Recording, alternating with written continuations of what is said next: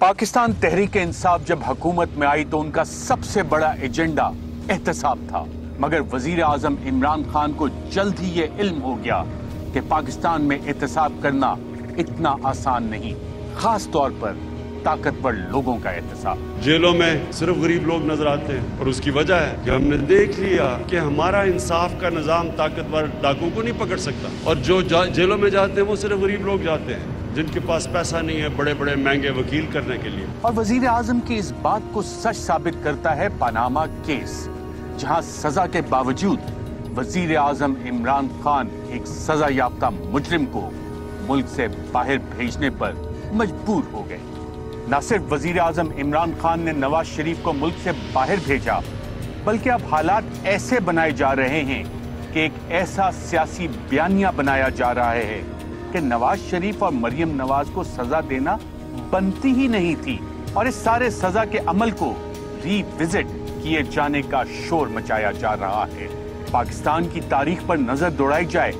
तो ये कुछ ऐसा नामुमकिन भी नजर नहीं आता। इससे पहले भी शरीफ खानदान को तैयारा हाईजैकिंग और हुदैबिया केस में सजाएं दी जा चुकी, मगर फिर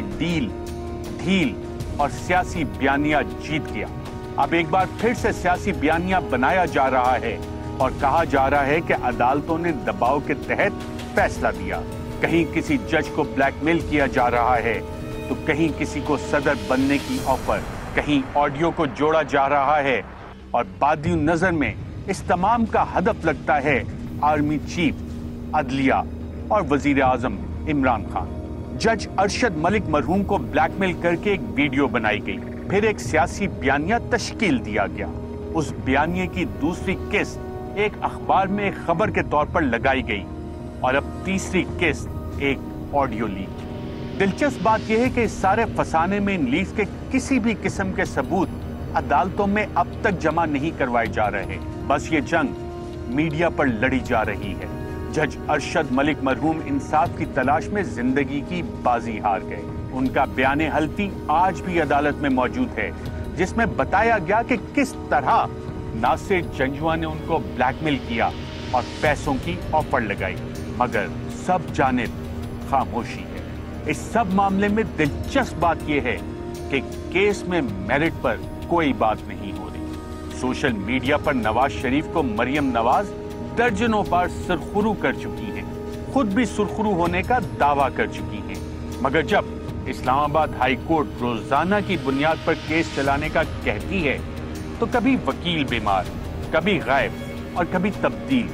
खुद अदालत के बाहर खड़ी होकर फरमाती हैं कि मेरा केस जल्दी क्यों सुना जा रहा है। मेरे केस में, मियां साहब के केस में डे टू डे हमारी हियरिंग हुई और उसके नतीजे में हमें ये सजा हुई। बताएं मुझे, आज कहाँ है वो पनामा बेंच, आज कहाँ है वो नैब जिसने डे टू डे हमारा केस चलाया, नवाज शरीफ साहब का केस चलाया, कई सैकड़ों पेशियां हमने भुगती, तो आज कहाँ है वो सब? आज वो माहौल क्यों नजर नहीं आ रहा? वफाकी वजीर इत्तलात फवाद चौधरी का कहना है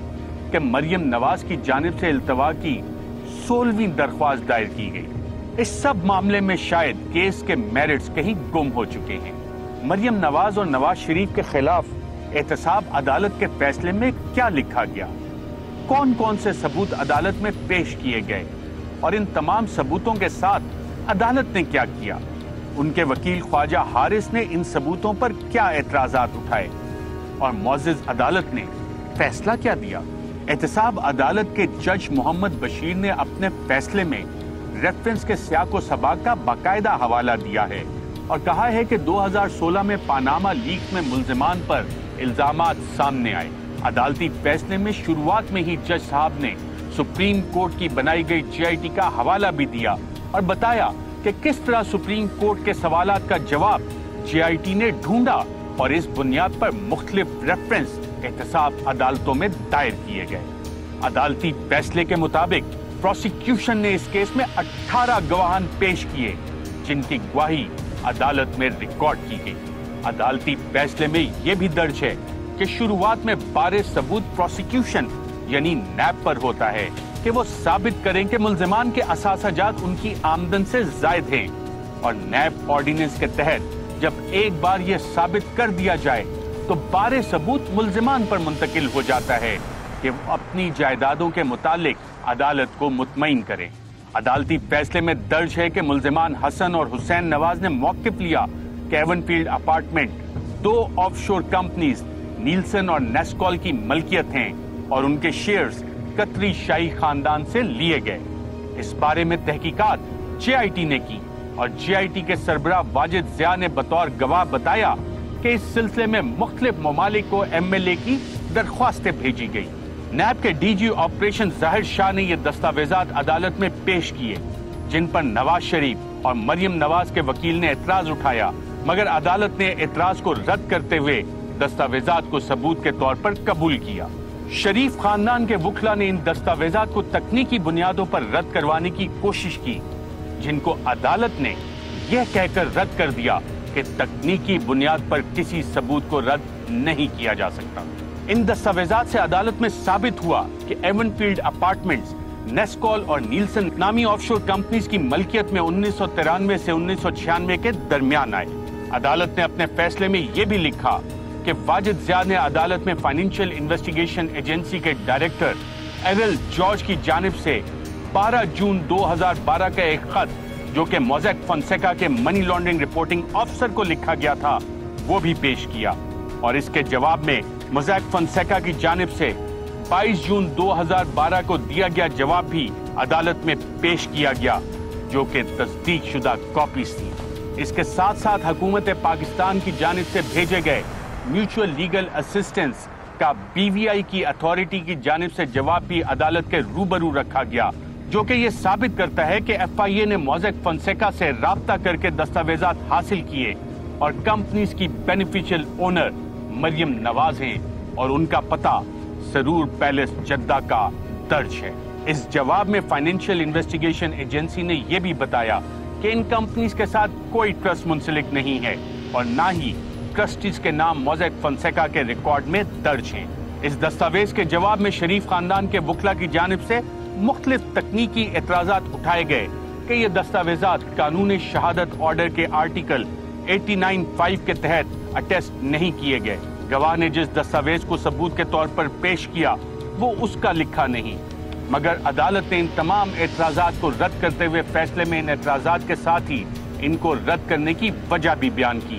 کہ گواہ ایک ایسے خط کی تصدیق شدہ نقول پیش کر رہا ہے جو کہ متعلقہ اتھارٹی نے حکومت پاکستان کی ایم ایل اے درخواست کے جواب میں کنفرم کی۔ عدالت نے فیصلے میں یہ بھی قرار دیا کہ اس اعتراض کی کوئی وقت نہیں کہ دستاویزات اس کے نام پر نہیں یا وہ ان کا لکھاری نہیں، کیونکہ وہ میوچول لیگل اسسٹنس درخواست کے جواب کو پڑھ رہا ہے۔ اسی طرح 4 جولائی 2017 کے ایک خط سے ظاہر ہوتا ہے کہ برٹش ورجن آئیلینڈ کے اٹارنی جنرل کو ایم ایل اے کے ذریعے رابطہ کیا گیا اور برٹش ورجن آئیلینڈ کی فائنینشیل انویسٹیگیشن ایجنسی کے ڈائریکٹر ایرل جارج نے اپنے 12 دسمبر 2012 کے خط کے مندرجات کو کنفرم کیا اور یہ جواب جے آئی ٹی کو موصول بھی ہوا۔ عدالتی فیصلے کے مطابق اس خط پر بھی بہت سے اعتراضات اٹھائے گئے اور کراس ایگزامینیشن میں گواہ سے ایم ایل اے کی فوٹو کاپیوں سے متعلق طرح طرح کے سوالات کیے گئے کہ یہ ایم ایل اے ہمیں نہیں دیے گئے، اس پر سیل نہیں اور دستخط کس کے ہیں وغیرہ وغیرہ۔ عدالت نے فیصلے میں لکھا ہے کہ میوچول لیگل اسسٹنس کی ان درخواستوں کو کاؤنٹر کرنے کے لیے ملزمہ مریم نواز اپنے ثبوت پیش کر سکتی تھیں۔ اس ضمن میں ملزمہ مریم نواز کو ان کے بیان ریکارڈ کرنے کے دوران پوچھا بھی گیا، مگر ملزمہ کی جانب سے کوئی دستاویز جمع نہیں کروایا گیا جو کہ نیب کے ثبوتوں کو رد کرتا۔ آگے چل کر عدالت نے اپنے فیصلے میں لکھا ہے کہ گواہوں کے دستاویزات نے یہ ثابت کر دیا کہ مریم نواز ہی ان کمپنیوں کی بینیفیشل اونر ہیں، جبکہ مریم نواز کا یہ دعویٰ ہے کہ وہ صرف ان کمپنیوں کی ٹرسٹی ہیں، تو ان کو اس ضمن میں دستاویزات پیش کرنا چاہیے تھے جو کہ وہ پیش نہ کر سکی، جس کا مطلب ہے کہ ان کے پاس ایسا کوئی دستاویز نہیں اور عدالت کے سامنے موجود دستاویزات کی روشنی میں وہ ان کمپنیوں کی بینیفیشل اونر ہی ہیں۔ عدالت کے فیصلے میں یہ بھی درج ہے کہ گواہ واجد ضیاء نے ملزمان مریم صفدر، حسین نواز اور حسن نواز کی جانب سے عدالت میں ان فلیٹوں کی خریداری اور ملکیت سے متعلق عدالت کو ایک سی ایم اے میں بتایا گیا تھا کہ محمد شریف مرحوم کی جانب سے گلف سٹیل مل لگائی گئی جو کہ طارق شفیع صاحب چلاتے تھے اور اس کے 75% شیئرز 21 मिलियन दरम के इवज फरोख्त किए गए, जो कि BCCI को कर्ज की अदायगी में अदा कर दिए गए, और बाद में बकाया 25% शेयर भी 12 मिलियन दिरहम के इवज फरोख्त करके कतरी शाही खानदान के पास सरमायाकारी कर दी गई। कतरी शाही खानदान ने ये फ्लैट खरीदे थे और फिर सरमायाकारी के बाद नवाज शरीफ के साहबजादे हसन और हुसैन नवाज किराए पर वहां रहना शुरू हो गए। 2006 में कतरी शाही खानदान और अपार्टमेंट्स हुसैन नवाज की मलकियत में आ गए। इस दस्तावेज के अदालत में पेश करने पर भी शरीफ खानदान के वकला ने एतराज उठाए कि ये दस्तावेज वाजिद ज़िया का नहीं और वो इसको पेश नहीं कर सकते, और ये कॉपी है। अदालत ने ये एतराज भी रद्द किया कि जब अदालती तस्दीक शुदा कॉपी मौजूद है तो वो पेश की जा सकती है। इसके अलावा नैब की जानिब से तारिक शफी का बयान हल्फी जो कि GIT को दिया गया था वो भी पेश किया गया, जिस पर भी इसी किस्म के एतराजात उठाए गए। वाजिद ज़िया ने अदालत को बताया कि किस तरह GIT में पेशी पर तारिक शफी ये ना बता सके कि गल्फ स्टील मिल 1 रुपया सरमायाकारी किए बगैर 100% कर्जा लेकर कैसे लगाई गई, और ना ही कतरी खतूत के जरिए यह साबित हुआ कि 12 मिलियन की रकम शाही खानदान को सरमायाकारी के लिए दी गई। शरीफ खानदान के वकील ने अदालती फैसले के मुताबिक इस गवाही पर एतराजात का पहाड़ खड़ा कर दिया, मगर अदालत ने तमाम एतराजात को रद्द कर दिया। अदालती फैसले में दर्ज है कि प्रोसिक्यूशन की जानिब से फ्लैट्स की मलकियत साबित करने के लिए मुल्जिमान की तकारीर और हुसैन नवाज का टीवी चैनल को दिया गया एक इंटरव्यू पेश किया, जिस पर भी एतराज उठाया गया, जो कि मुअज़्ज़ज़ अदालत ने रद्द किया। इसी तरह नवाज शरीफ की पार्लियामान में की गई तकरीर और कौम से खिताब को भी नैब ने फ्लैटों की मलकियत के सबूतों के तौर पर अदालत में पेश किया। अदालत ने फैसले में इन इंटरव्यूज के बारे में मुल्जिमान मरियम नवाज और नवाज शरीफ से सवाल जवाब भी किया। नवाज शरीफ ने बताया कि कौम से खिताब की बुनियाद वो दस्तावेजात हैं जो कि हुसैन नवाज ने उन्हें दिए। उन्होंने कहा कि मुझे ज़ाती तौर पर इस बारे में इल्म नहीं, मैंने कभी गल्फ स्टील मिल की कोई ट्रांजैक्शन नहीं की और ना ही मैं लंदन अपार्टमेंट्स का मालिक हूँ। जब हुसैन नवाज के इंटरव्यू के बारे में सवाल किया गया तो जवाब आया कि इस बारे में हुसैन नवाज से पूछा जाए, जो कि अदालती मफरूर है। इसी तरह हसन नवाज के सवाल पर जवाब दिया गया कि उसका हसन नवाज से पूछा जाए। हसन नवाज भी अदालती मफरूर है। अदालत ने इसी तरह के सवालात मरियम नवाज से भी किए। नवाज शरीफ की तकरीर पर मरियम नवाज ने भी यही कहा कि हुसैन नवाज के दिए गए दस्तावेजात पर यह तकरीर की गई। हसन और हुसैन नवाज के इंटरव्यूज पर कहा कि ये सवाल मुझसे मुतालिक नहीं, और साथ ही ये भी कहा कि ये सबूत कानून के मुताबिक नहीं। अदालती फैसले ने ट्रस्ट डीड से मुतालिक रॉबर्ट ब्रैडले की रिपोर्ट को भी कबूल किया और लिखा कि ट्रस्ट डीड अदालत को गुमराह करने में नाकाम रही और इस तारीख को तैयार नहीं की गई जो कि उन पर दर्ज है। अदालती फैसले में अल-तौफीक केस का भी हवाला दिया गया है और कहा गया कि कतरी खानदान का 1999 में इन अपार्टमेंट में कोई मलकियत का दावा नहीं था, जबकि अल-तौफीक केस में ये फ्लैट अटैच किए गए थे, जबकि अदालती फैसले में मलकियत में कतरी शाही खानदान का नाम तक नहीं। अदालती फैसले में लिखा गया है कि ऑफशोर कंपनी के असल मालिक को ढूंढ निकालना मुश्किल है। नवाज शरीफ ने खुद को इस सारे मामले से दूर करने की कोशिश की है, जबकि वो कैपिटल FZE के चेयरमैन रहे, जो कि उनके साहबजादे की कंपनी है।